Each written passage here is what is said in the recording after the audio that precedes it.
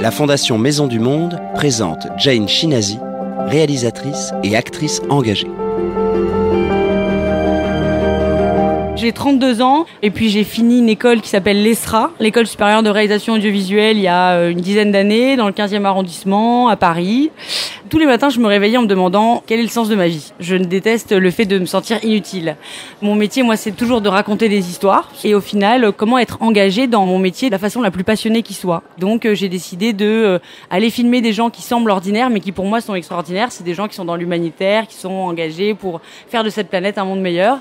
Ce que je veux montrer à travers mes films, c'est principalement l'engagement des gens et la facilité avec laquelle ils font des actions parce qu'ils sont passionnés. En fait, quand on est bénévole, philanthrope, entrepreneur, businessman ou artiste, tout ce qu'on va faire, du moment qu'on est passionné, le sourire de quelqu'un à qui on a changé la vie vaut tout l'argent du monde. Et encore une fois, être aligné avec ses convictions, se réveiller le matin, faire quelque chose qui va être complètement dans l'alignement avec soi, ça n'a pas de prix.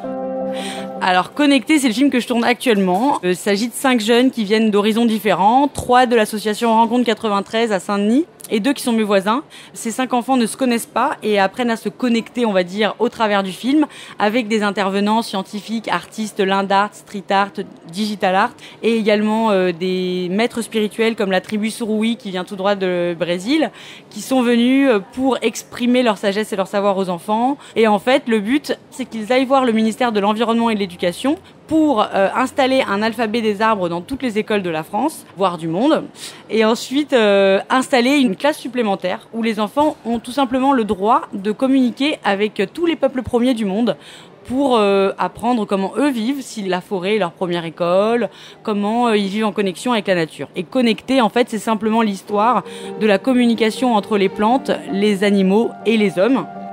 Dans Connecté, j'ai choisi des enfants parce que je pense que l'éducation, pour moi, c'est le biais le plus logique par lequel passer pour changer les choses. Les enfants sont très efficaces pour éduquer leurs parents et surtout prendre soin de ce monde qui leur appartient pour le moment, plus qu'à certains adultes qui font partie d'une génération un peu inconsciente par rapport aux déchets, à la pollution, au changement climatique.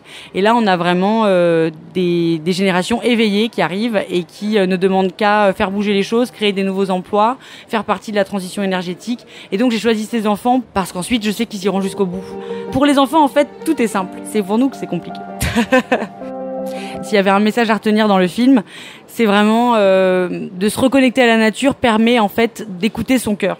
Et qu'au final, on est tellement de plus en plus déconnectés qu'on oublie d'écouter vraiment ce qui semble logique. Et au final, même les éducateurs eux-mêmes ont commencé à avoir des réactions de plus en plus logiques.